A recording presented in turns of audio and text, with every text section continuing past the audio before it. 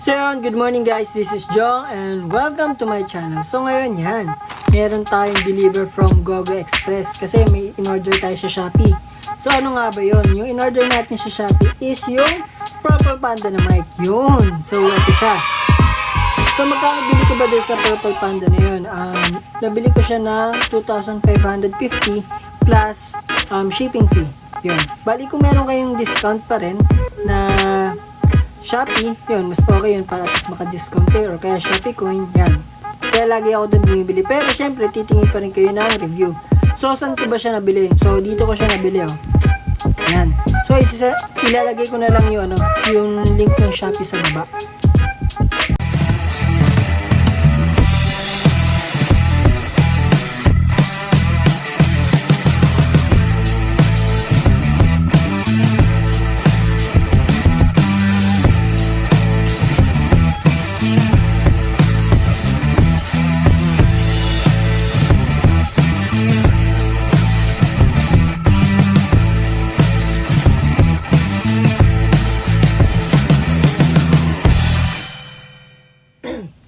So ngayon, bubuksan na natin siya. Yan. So since di ko pa siya nabubuksan tingnan natin kung legit ba. So yan, kung makikita nyo, yan, sealed na sealed yan. Yan, takpan ko lang information natin. Yan, sealed na sealed yan. Yan. Yan. So ito yung address nila. Yan. And then yan, bubuksan na natin siya. So wala akong gunting eh. Guntingin na lang natin bukas. Yan.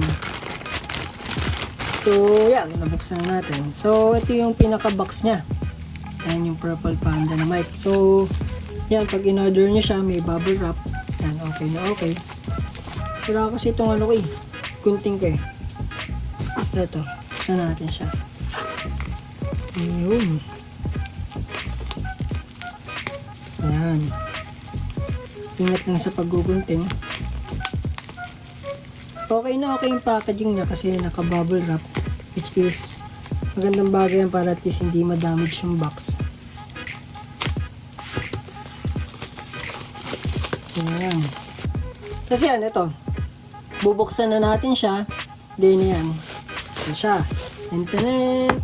Yan. So, yan. Wala naman siyang sealed dito. Yan. Kung makikita nyo. Wala siyang sealed. So, yun lang naman yung nagpa-protection doon. Tapos, yun yung nasa harap. Yan. So, check na natin yung loob. Yun. So, ang makikita nyo dyan, itong user's guide and support. Yan. Purple Panda, kung paano siya i-connect sa iba-ibang mga device.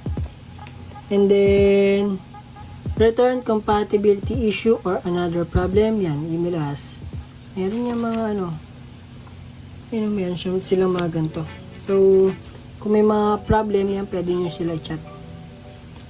Kasi yan, ito na yung pinaka Purple Panda. Meron siyang pouch.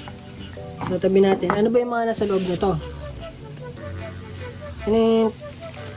Ayan. So, madami siyang laman eh. Siyempre, yan, wala na siyang laman. Yun. So, ito yung pouch. So, ang makikita natin dyan, itong extension. Yan, kung makikita nyo. Para extension siya, no? Tapos, merong 3 band. Ayan. 3 band. And then, ito naman yung adapter. Yan, okay to para sa kuan to. Para yung dual band kasi na to, is para sa mga pang mic talaga yan, tsaka sa pang camera. So, okay na okay yan. Hindi na kayo kailangan bumili. Yan, good thing yan. Then ito, para sa mga GoPro naman siguro ito na luma. Yan. Gold plated din pala. That's it, parang gold plated. Yan. So yan. Yan tayo extension. Extension. Kasi yung pang camera na dual band. Yan. And then itong pang GoPro na luma. Yung USB lang. Then, ito yung clip. Yung clip. And then, ito na yung pinaka-mic. Yan. So, makikita nyo. Sa ano to, ang default niya is yung 3 band. Yan. Yung band. Yan, 3 band. Tapos may nakalagay dito, firmly until you click. Yan. Ayan, nakalagay. Tapos meron siyang foam. Meron siya extra pala, so dalawa yung kasama niya. Tapos ito, pag tinanggal nyo yung foam, ito yung makikita nyo para malaman nyo kung original. Natin ha. May pandikit siya dito. So ayan siya. Ayan yung tsura niya sa loob. For sure kung makikita nyo. Ayan. Ayan. Ayan makikita nyo. Medyo mabigat siya. Unlike doon sa mga nabibili kong mic. Ayan. So babalik na natin siya. And then yung ano niya, yung dito parang ordinary lang rin pero meron siyang logo na Purple Panda. So yun yung makikita nyo, dapat yun. Yun. Tapos ito yung pinaka-isa pa sa pinaka-okay. Yan, may kasama siyang dead cat. Dead cat tawag dito. Para at least noise reduction yan. So dito nyo siya ilalagay. Yan. So ngayon guys, napakita ko na sa inyo yung mga kasama. So ngayon, itetest na natin siya sa road and then i-compare natin siya kung okay ba siya or hindi. So tara na. So yan guys, bali nakabit na natin tong Purple Mic Panda. So yan. So ito yung sound quality ng Purple Mic. Yun. So okay na okay naman, 'di ba? Pero sa tingin ko mas okay ito pag sa GoPro Hero 4 or GoPro Hero na series. Medyo sensitive ang sound quality ng Osmo or ng DJI. Kaya yun lang yung problem dun sa DJI. Iba talaga yung sound quality. Kasi yung ibang gumagamit ng Purple Mic Panda na na mic, pag yung Hero 4 or Hero series yung nila, yung gamit nila, ang linaw, as in. Dito lang talaga sa sa DJI. Mamaya testing natin sa EDSA pag nandun na tayo. So yun, bali malapit na tayo ngayon sa EDSA. Ayan, nandito ngayon tayo sa show. Yun. And then yung sound quality rin pala ng mic is dumedepende yan sa sa helmet. Kasi kung yung helmet nyo is medyo ma-wind noise or yung sa aerodynamics nya medyo maingay, yan. Expect nyo rin iingay talaga sa sa mic nyo. So nakadepende yan sa helmet, sa mic, and then sa camera syempre. Kaya wag kayo mag-expect pag for example maganda na yung mic nyo, tapos bakit ang pangat pa rin ng sound quality. Yan, lalo na sa mga nag-start ng motovlogging. Yan, lahat bali, i-consider nyo lahat Yan, unang-una, syempre, yung camera natin, yan.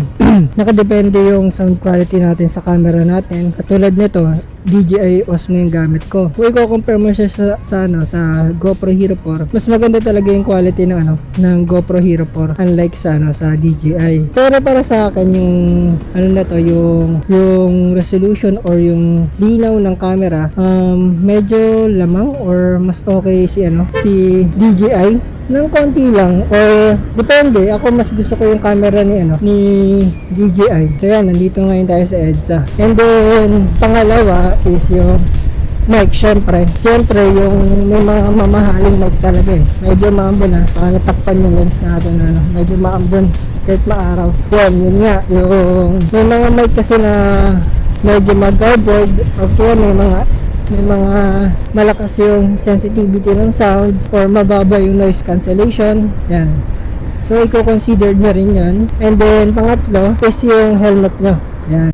Kasi merong mga iba kasi kaya mahal yung helmet bukod sa gaang at saka sa sa quality ng materials.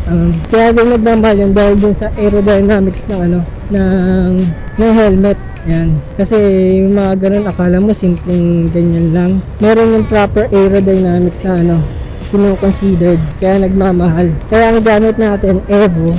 Yan. Kaya na lang mag-judge kung okay yung aerodynamics niya. Marami naman naka-Evo, so masasabi nyo naman din yan. Pero yan, kung maganda talaga gusto nyo mga konti yung wind noise or yung pagkakasild, yan, mga ARPA. Yan. Usually mga ginagamit ng mga kaya mga mamahaling helmet. Pero yung mga sila Red Suite gamit nun Evo. Not sure yung sa mga iba nilang ginagamit yun. Kasi may mga mamahalin silang helmet eh. So ito yung sound quality niya sa EDSA. Make sure kung okay. Yan. And then meron din palang trick dito na ginagawa. Kasi mayroong ano eh, may parang bug or problem sa sound quality na ano ng DJI Osmo. So ang gagawin mo una, pag nag-start kayo na recording, syempre start niyo yung recording, nakasaksak yung ano, audio jack dito sa gilid. Yan, dito sa gilid, nakasaksak yun, di ba? And then after nun, i-reset niyo yung audio jack niyo doon sa adapter. At tanggalin niyo siya, and then ibabalik. Yan, para maging okay yung sound quality. Una, hindi ako naniwala kasi nga ang tawag dito, anong connect, di ba?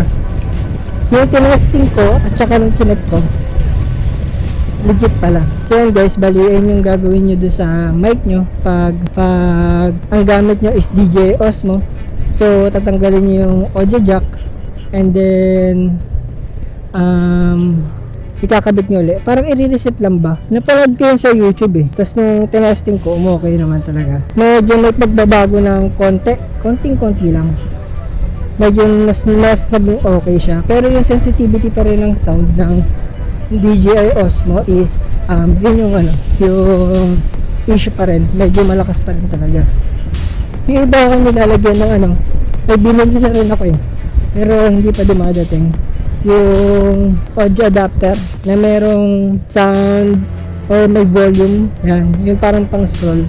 So yun, bali isa rin sa mga makasolve, pero ito testing natin yun sa mga susunod kasi hindi pa dumadating. So yun, hanggang dito na lang guys. So thank you sa panonood. I hope nabigyan ko kayo na idea dito sa review natin ng Purple Mic Panda, and then nabigyan ko kayo ng konting tips pagdating sa DJI Osmo kasi dun sa issue nga. So yun, kung hindi ka pa nakapag-subscribe, please hit the subscribe button and hit the notification icon para lagi kayong updated sa aking vlog. And then please do like and share na rin.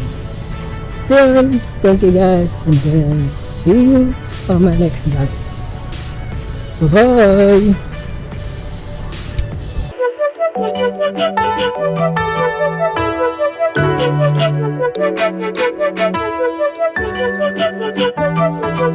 Thank you.